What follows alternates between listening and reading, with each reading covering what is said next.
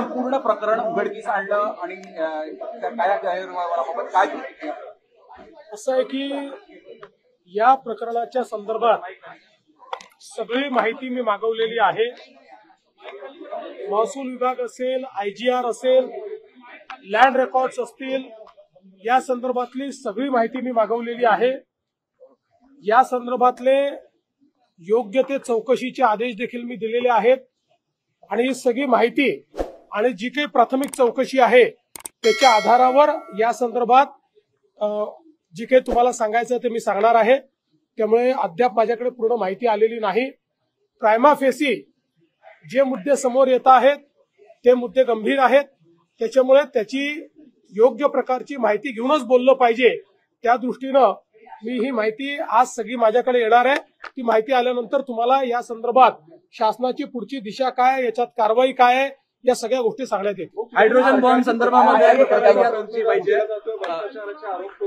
असं आहे, पहिली गोष्ट अशी आहे की या संदर्भात उपमुख्यमंत्रीही अशा कुठल्या प्रकाराला पाठीशी घालतील असं माझं मत नाही.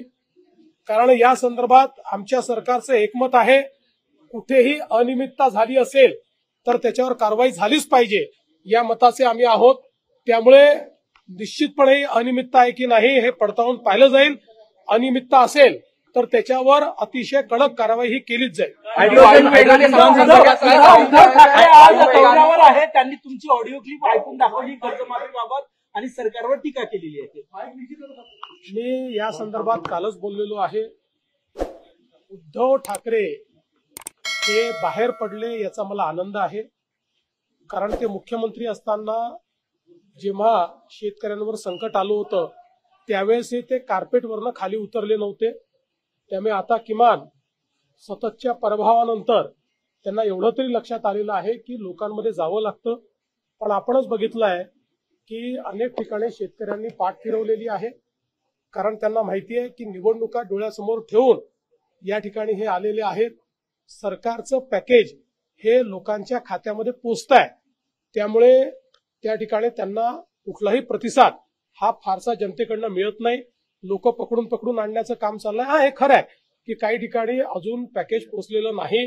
त्यामुळे तिथल्या शेतकऱ्यांमध्ये काही संभ्रम आहे पोचणार आहे की नाही. पण जसं आम्ही सांगितलं, रोज जवळपास 600 कोटी रुपये हे RBIच्या नियमानुसार त्या ठिकाणी आम्हाला द्यावे लागतात आणि त्याचं रिकन्सिलिएशन करावं लागतं. म्हणूनच पॅकेजला वेळ लागतोय. पण आता जवळपास हे संपूर्ण पॅकेज येत्या काळामध्ये शेतकऱ्यांच्या खात्यामध्ये जाईल.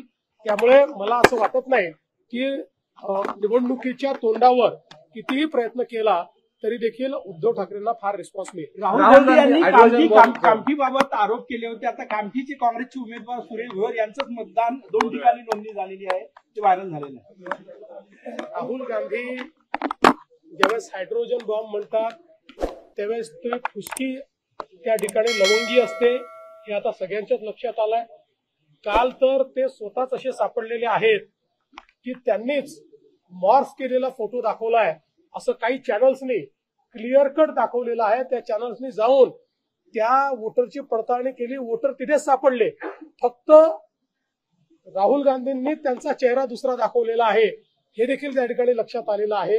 त्यामुळे अशा प्रकारे हे जे काही राहुल गांधींचं काम चाललेलं आहे, कुठेतरी हा अजेंडा, हा जो काही आमचे वेगवेगळ्या आमच्या देशामध्ये लोकशाही योग्य पद्धतीने नांदू नये असा विचार करणारे जे आंतरराष्ट्रीय फोर्सेस आहेत, या फोर्सेसची विचारसरणी आणि राहुल गांधी यांची विचारसरणी हे आता एकत्र पाहायला मिळते आहे. त्याच्यामध्ये कुठलाही भेद नाहीये. ते फोर्सेसही हाच प्रयत्न करतायत की भारताच्या लोकशाहीवरनं आणि लोकशाहीने तयार केलेल्या संस्थांवरनं जनतेचा विश्वास उठला पाहिजे आणि तेच प्रयत्न राहुल गांधी करतायत. यातनं शंकेला मोठा वाव तयार झाला. बिहारमध्ये निवडणुका आहे, हरियाणामध्ये आरोप. रवी भवनमध्ये जे काही बंगल्यांची दुरुस्ती होत्या मंत्र्यांची त्यावर कोट्यावधी रुपयांचा खर्च केला जातो. 1-1 कोटी रुपये एका एका बंगल्याच्या. मला आता याची कल्पना नाही, हे माझं काम नाही. पण तुम्ही माहिती दिली आहे तर ती माहिती घेईन, PWD मिनिस्टर आणि PWD विभागाला विचारेन. कुठेही फालतू खर्च होणार नाही हे आम्ही त्या ठिकाणी एन्श्युअर करू.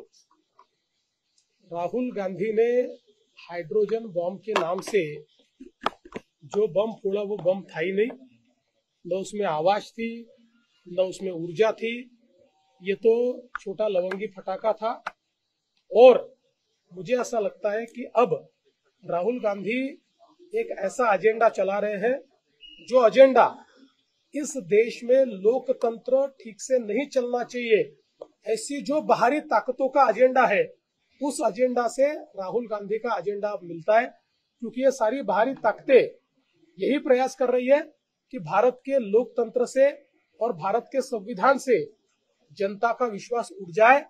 और इसी के लिए ये सारी बाहरी ताकतें भारत के संविधान ने तैयार की हुई जो अलग अलग संस्थाएं हैं, उन संस्थाओं पर क्वेश्चन मार्क तैयार हो, इस प्रकार का झूठा माहौल तैयार कर रही है, नैरेटिव तैयार कर रही है। और उसी नैरेटिव को राहुल गांधी चला रहे हैं। इससे दुख भरी बात क्या हो सकती है, जहां एक और हमारी सेना को भी जातिगत रूप से देखने का प्रयास राहुल गांधी करते हैं। तो मुझे समझ में नहीं आ रहा कि राहुल जी किसके लिए काम कर रहे हैं। सेना के ऊपर क्वेश्चन मार्क, संविधान के ऊपर क्वेश्चन मार्क, संविधान के संस्थाओं ने जो व्यवस्था खड़ी की है उसके ऊपर क्वेश्चन मार्क। ये एजेंडा किसका है, ये राहुल गांधी किसका एजेंडा चला रहे हैं, अब ये बिल्कुल स्पष्ट हो रहा है।